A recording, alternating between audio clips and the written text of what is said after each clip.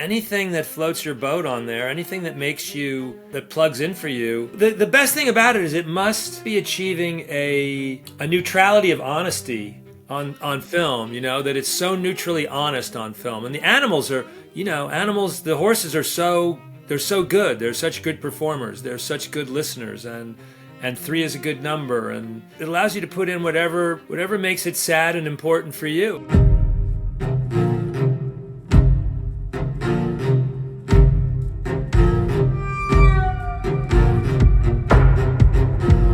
I wanted to direct a movie. It had all the pieces for a first-time director. It was simple enough, but there was a way of really having it have a look, and you could tell you could make it be something. It had a star part, so there was a path to getting financed, really, to be honest with you. It had all the pieces, and so I fought really hard.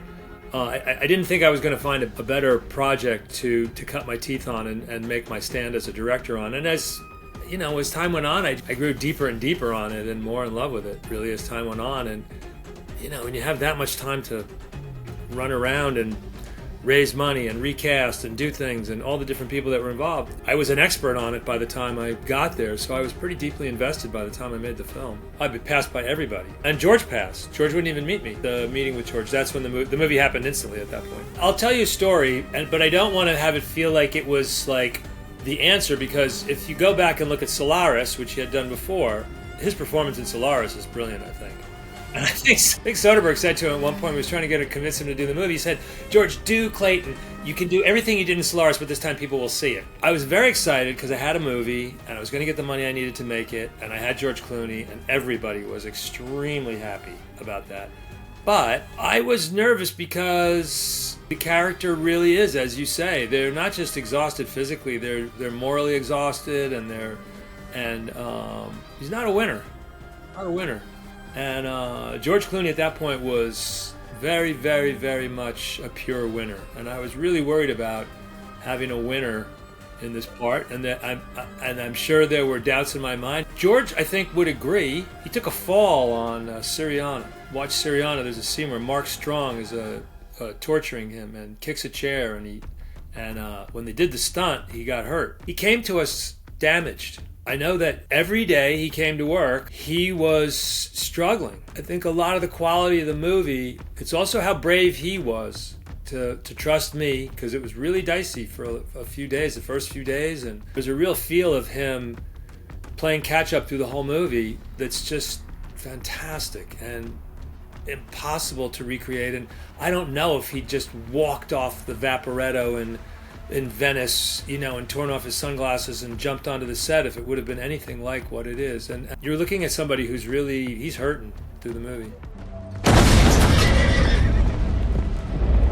It's really enjoyable and entertaining to hear different theories. The most complicated one I can remember, I'm really digging back now, I don't know if it's still online, I don't even know what the word means. The word is Mithraic. And there was a Mithraic essay written by someone that someone sent me, and a Mithraic interpretation of what the whole film meant, and the horses were incredibly important to it. And it's, I believe it's a proto-Christian kind of, I'm not sure what it is, some sort of Gnostic philosophy. And I love reading these things. It's a host organism for a lot of different theories. I never had a theory when I did it. I kind of don't work that way, but I want to believe that when you're working really, really well, there's always an angel of larger purpose over your shoulder if you're working really well. The problem for us was that we were neither fish nor fowl, and Warner Brothers didn't really like it very much, and it didn't really fit what they wanted to do. And I went into a meeting at Warner Brothers, and we had a really nice screening the night before. And I walked into a meeting and they said, "Well, we love the movie-ish. We kind of like the movie, but this is not your year. You got to wait a year." And that was really rugged. In that year, there was some fuckery that tried to happen, but to change some shit. And I had Final Cut. Shockingly, had Final Cut. I had Final Cut because Soderbergh didn't want Pollack to have it, and Pollack didn't want Soderbergh to have it, so I got it. And Steve Samuels, who's the guy who paid for the movie, essentially, really backed my play. If there's filmmakers that are out there, people should know we we were loaded for bear, and we had waited our year, and everyone was very excited, and we weren't the belle of the ball at that point. Warner Brothers still hadn't really decided what film they were going to back in the Academy Awards, and there was a number of contenders, and we went to the Venice Film Festival, as everybody sort of trot around, and before our In My Tuxedo on the red carpet on the Lido, the first review came out in Variety, and it was a bad review. Man, if you asked me at the end of that night what I thought was going to happen, it would have been a totally different story. It was instructive, though, for people that are making their own films to, like, you know, hold true to your consciousness. It was an absolute disaster, and it was a disaster. And weird, 9/11 saved that movie. It got pushed off, and it got shut down, and the pressure was taken off. But that's a movie that was a whole year away from, you know, massive rehab and everything else. It's just an absolute roller coaster of shit that turned into a success all the time. It's really unbelievable, because it's nothing should, you know, all the bad blood and disagreements and drama. Oh my God. As I said, it's been the most shambolic success in Hollywood I can think of. It pains me to say it, but the first one's probably the best one. I mean, it really is. It has such a weird stink on it when it comes on. It just it really has its own smell and its own flavor. And what is it? It's really unique. I wish I could say it was all intentional and fantastic, but like, it exists. It's a wonderful thing. It doesn't matter how it happened. It just happened. It came to be. I'd written the script. Soderbergh and I had pitched it to Universal. And at one point it was going to be Tom Cruise was going to do it and Steven Spielberg was going to do it. Different people were going to do it. But I had the script and I really liked it. And it was ready to go, and it was New York, and it was like a completely different flavor. And I was like, wow, this is so exciting. And I had my team, and I had the money, and like Julia said yes, you know, and like, holy crap, it was suddenly and I was like, I'm so proud of it. We were very, very, very disappointed by the marketing. If I told you I loved you, would it make any difference? If you told me, if I believed you. Look, man, you can't look at your phone and watch the movie. If you look away, it demands your entire attention from the moment it starts. That's an archaic, probably not with Letterboxd, but that's an archaic notion. And I don't think it's a question of being too hip for the room. I think it's a question of being too dense for the room.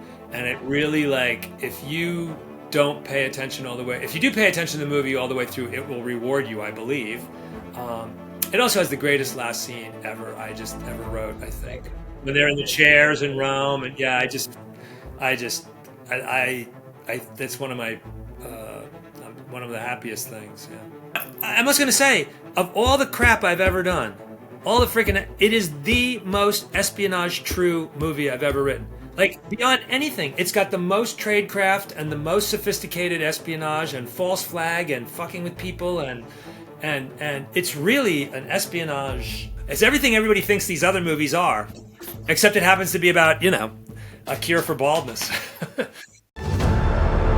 were shooting season 1, and I was up in Scotland when I got out of quarantine and got over there, and like Diego and I were in the backyard of a hotel in Scotland having a scotch going like, what are we going to do?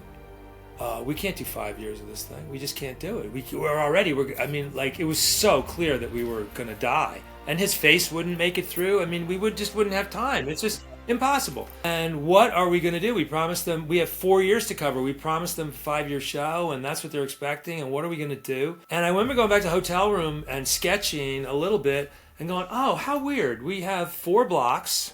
Because that's our production thing, three episodes per block. We have 4 blocks in 4 years. What if I did 1 block per year? Well, that's elegant. From a writing point of view, it's incredibly exciting. And it got more exciting because, for 2 things. One, the next decision was, oh my God, when we come back, we're only going to come back for 3 days each time. Like, concentrated, really intense moments in time.